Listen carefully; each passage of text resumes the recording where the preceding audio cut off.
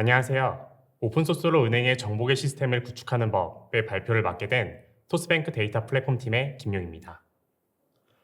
먼저 왜 정보계 시스템을 재구축하게 되었는지 설명을 드리고, 두 번째로 정보계 시스템을 이관하는 방법, 세 번째로 금융권 중에서도 가장 어렵다는 은행의 보안, 컴플라이언스 요건을 어떻게 준수할 수 있었는지, 마지막으로 저희가 부족했던 부분에 대해 어떤 방향으로 발전해 나가려 하는지 설명드리겠습니다.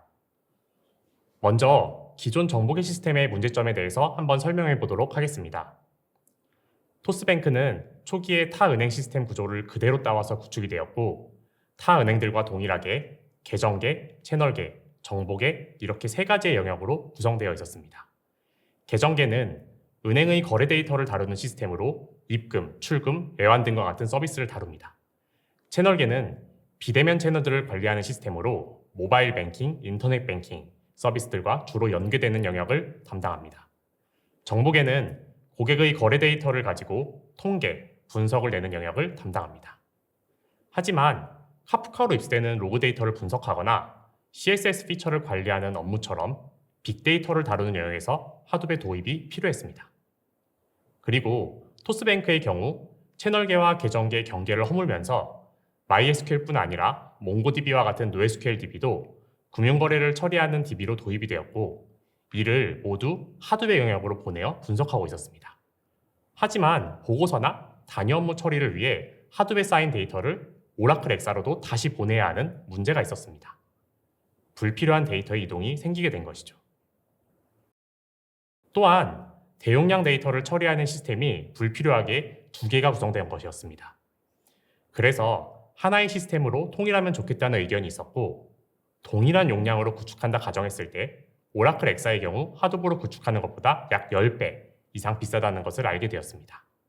또한 오라클 엑사의 경우 아키텍처상 용량의 한계가 있어 매우 큰 데이터를 담는 것은 불가능했습니다.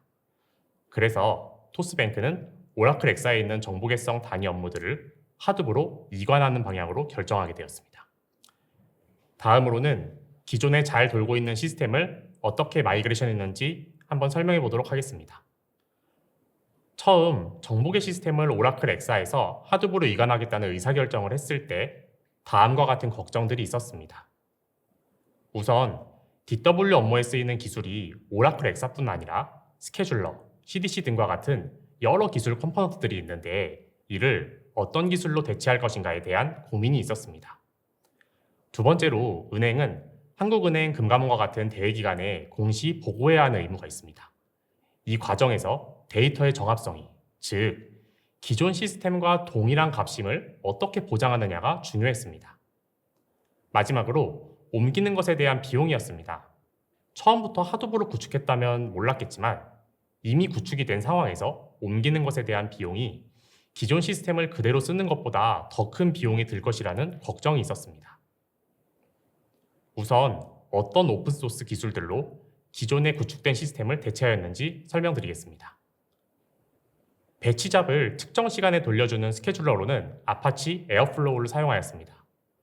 오라클의 경우 DB의 자체 스토리지가 내장되어 있지만 하드 에코 시스템에는 스토리지와 쿼리 엔진이 분리되어 있습니다. 그리고 각각 스케줄러, 스토리지, ETL, CDC 솔루션들은 다음과 같은 기술로 대체할 수 있습니다. 그러면 각각의 대체 기술이 어떠한 장단점을 가지고 있는지 한번 설명해 보도록 하겠습니다. 먼저 스케줄러부터 설명드리겠습니다. 토스뱅크는 많은 서비스들이 K8s에서 돌리고 있습니다. 에어플로우도 공식적으로 제공하는 헬름 차트를 통해 쿠버네티스에 설치하는 것이 어렵지 않고 이렇게 할 경우 스케일아웃이 쉽다는 장점이 있습니다. 또한 기존의 스케줄러 솔루션들과는 다르게 에어플로우는 코드로 파이프라인을 작성할 수 있습니다. 그래서 GitHub과 같이 쓰면 코드 검색이 매우 쉽다는 장점이 있습니다. 기존의 스케줄러들이 대부분 프로그램이 설치된 서버에 리모트 SSH를 통해 프로그램을 실행하는 방식이었다면 에어플로우는 리모트 SSH뿐 아니라 사내의 시스템에 맞게 임팔라 오퍼레이터, 스파크 오퍼레이터 등을 쉽게 구성하여 쓸 수 있습니다. 또한 자바나 코틀린으로 구현한 프로그램도 도커 이미지로 구성하여 쿠버네티스 파드 오퍼레이터로 실행시킬 수 있습니다. 다음은 스토리지입니다. 오라클 엑사의 경우 PK와 세컨더리 인덱스가 모두 지원됩니다. 다만 HDFS의 경우 아예 PK가 지원되지 않고 이를 대체하기 위해 CUDA를 쓰고 있지만 그마저도 세컨더리 인덱스의 기능이 지원되지 않습니다. 그래도 대부분의 DW에서는 PK만 지원되어도 무방하기에 HDFS, CUDA를 조합해서 쓰고 있습니다. 다음은 쿼리 엔진입니다. 쿼리 신텍스는 각각 다른 것처럼 보이지만 표준 ANSI SQL에 기반한 SQL 문법을 제공합니다. 하지만 각각에는 다소 차이가 있고 그것에 대해선 이후의 장표에서 설명드리겠습니다. 오라클의 경우 PLSQL을 제공합니다. 임팔라의 경우에도 UDF를 제공하지만 쿼리의 결과를 변수에 담아 다음 쿼리에서 이용하는 로직을 구현하기는 어렵습니다. 스파크의 경우에는 SQL뿐 아니라 자바, 스칼라, 파이썬의 언어로 로직을 작성하는 것이 가능하기에 쿼리의 결과를 그대로 담아 다음 쿼리에서 이용하거나 제공이 안 되는 SQL 펑션의 경우 자바, 스칼라, 파이썬을 이용하여 구현하는 것도 가능하기에 자유도 측면에서 가장 높은 쿼리 엔진이라 할 수 있습니다. 오라클은 내부에 접근 제어 시스템이 내재되어 있습니다. 임팔라의 경우엔 센트리를 통해 접근 제어를 구현했습니다. 다만 현재 아파치 센트리가 에틱된 상태입니다. 그래서 아파치 레인저로 접근 제어를 재구축 중이며 이를 통해 스팍도 접근 제어가 가능해집니다. 다음은 서비스 DB로 많이 사용하는 RDB나 NoSQL DB로부터 데이터를 가져오는 ETL 기술에 대해 설명해 보도록 하겠습니다. 시중에 나온 ETL 솔루션들은 DB의 부하를 적게 주기 위해 DB에 적재된 파일 기반으로 데이터를 읽습니다. 그에 반해 ETL 오픈소스들은 쿼리 엔진에 기대어 데이터를 추출하기에 DB의 부하가 상대적으로 클 수밖에 없습니다. 그래서 추출할 데이터 쿼리에 맞게 테이블도 인덱싱 처리를 해주는 것이 중요합니다. 다만 쿼리 엔진에 기반하여 쿼리로 데이터를 추출할 수 있기 때문에 자유도가 높은 편입니다. 마지막으로 CDC 기술입니다. 오라클 CDC의 경우 OGG라는 솔루션을 DBGUM으로 대체할 수 있습니다. DBGUM의 경우 MySQL, MongoDB와 같은 오픈소스 DB들과 호환이 잘 되어 CDC를 위한 기술로 많이 사용되고 있습니다. DBGUM으로 오라클 CDC를 구현한 데에는 두 가지 방식이 존재하는데요. 바로 로그마이너와 엑스트림 API를 이용한 방식입니다. 로그마이너의 경우 무료로 사용이 가능하지만 성능이 다소 떨어집니다. 또한 로그마이너의 컨티뉴어스 마인 기능이 19C 버전부터 디프리케이티드 되었습니다. 이로 인해 로그마이닝 세션을 매번 폴링할 때마다 새로 만들기 때문에 기능적으로 좋지 않습니다. 엑스트림 API는 유료지만 퍼포먼스가 좋습니다. 저희가 대부 환경에서 테스트해본 결과 약 2.8배 정도의 솔프 차이가 났었습니다. 라이브 환경에선 로그 스위치가 대부 환경보다 더 빈번하게 일어나기 때문에 매번 스위칭이 일어날 때마다 딕셔너리 빌딩 및 로그 마이닝 세션 스폰으로 속도가 대부 환경으로 테스트했을 때보다 더 많이 차이가 났습니다. 그래서 라이브 환경에서는 약 20배 이상의 슬로프 차이를 볼 수 있었습니다. ETL과 CDC의 경우에는 서비스 DB에 부하를 줄 수도 있습니다. 토스뱅크 리드온리용 DB를 두어 서비스에 영향이 가지 않도록 하고 있습니다. 계정계 오라클의 경우 ETL은 BCB DB를 통해 가져가시면 됩니다. 다만 업데이트 트랜잭션이 일어나는 테이블의 경우 업데이트드 액과 같은 필드를 꼭 추가하여 업데이트된 데이터만 ETL 해갈 수 있도록 구성하는 것이 ETL 성능을 높여주는데 도움이 됩니다. 다음으로는 스케줄러인 에어플로우입니다. 에어플로우의 경우 배치 잡을 비트 오퍼레이터를 이용하여 다음과 같이 선우행 설정을 할 수 있습니다. 어레이로 감싸면 샘플1과 샘플2가 동시에 실행될 수 있도록 설정도 가능합니다. 다른 대그의 태스크들과 선우행을 거는 경우를 위해 에어플로우에서는 센서와 트리거라는 개념을 제공하는데요. 저희는 센서를 사용하기로 했습니다. 이유는 월별 작업의 경우 일별 작업이 완료된 후에 실행이 되도록 구현되어야 하는데 이를 트리거 방식으로 작성하면 어려움이 있다 판단되었습니다. 그런데 센서 방식에도 문제가 있었습니다. 선행으로 잡은 대그의 실행 시간이 변경되면 수행으로 잡은 태스크 센서의 익스큐션 데이트 펑션을 그에 맞게 전부 변경해 주어야 합니다. 관리 포인트가 굉장히 증가하는 방식이라 생각되었습니다. 그래서 저희는 에어플로우에서 공식적으로 제공하는 익스터널 태스크 센서를 상속받아 저희만의 새로운 센서를 만들었습니다. 센서를 만들 때 타임 레인지를 일 단위, 시간 단위 등으로 타임 슬라이스 값을 넣을 수 있게 구현했고, 그 타임 슬라이스 안에 실행된 선행의 태스크가 있다면 센서가 OK 되도록 구현했습니다. 이에 선행의 대그 스케줄 인터벌을 변경해도 후행의 익스큐션 데이트 펑션을 변경할 필요가 없게 되었습니다. 에어플로우 안에서의 선행 문제만 있는 것은 아니었습니다. 에어플로우로 스케줄러를 변경하는 데 있어 기존 스케줄러 솔루션에서 돌던 모든 작업을 옮기는 것은 불가능했습니다. 이종 간의 스케줄러가 사내에 존재할 수밖에 없는 상황이었는데요. 이를 위해 DB나 파일을 이용하여 자신들의 작업이 완료됨을 인지할 수 있도록 구현하였습니다. 다음은 데이터의 정합성 문제를 어떻게 보장하면서 기존 마트 작업을 이관했는지 설명드리겠습니다. 설명의 편의를 위해 최대한 플로우를 간단하게 표시했습니다. 상세히 단위 업무를 적지 않은 점 감안해서 들어주시면 감사드리겠습니다. 우선 원천 DB로부터 ETL을 해옵니다. ETL 해오는 영역 부분은 원천을 그대로 스냅샷 떠오는 것이기에 따로 검증하지 않았습니다. 다음으로 첫 번째로 수행되는 공통마트 영역을 하둡으로 이관합니다. 그리고 오라클에 적재된 공통마트 영역을 ETL하여 하둡에 적재합니다. 그리고 하둡에서 만든 마트와 정합성을 체크하는 배치를 만들어 주기적으로 돌립니다. 데이터가 틀리지 않다는 것이 1, 2주 정도 확인되면 하둡에서 만들어진 공통마트 영역을 오라클로 ETL하는 배치를 만듭니다. 그리고 후행에 걸린 마트는 하둡으로부터 넘어온 마트의 결과를 참조하도록 만듭니다. 이때 쿼리가 돌지 않는다든지 데이터가 맞지 않는 등의 문제가 발생할 경우 바로 롤백하여 기존의 오라클에서 돌던 공통마트를 참조할 수 있도록 삭제는 하지 않습니다. 문제가 없다는 점이 확인되면 선행으로 돌던 오라클의 배치를 삭제합니다. 같은 방법으로 리스크 마트도 옮깁니다. 이렇게 리스크 마트 작업도 이관이 완료되었습니다. 동일한 방법으로 보고서 마트까지 옮기면 모든 이관 작업이 끝나고 오라클 엑셀을 비울 수 있습니다. 앞서 설명한 정합성 배치의 경우 스팍으로 쉽게 구현할 수 있었습니다. 로직은 매우 간단합니다. 하둡에서 만든 마트를 뉴 데이터 프레임으로 만들고 오라클에서 넘긴 마트를 오리진 데이터 프레임으로 만들어서 유니온을 한 다음 드랍 디플리케이트, 즉 디스팅크트를 칩니다.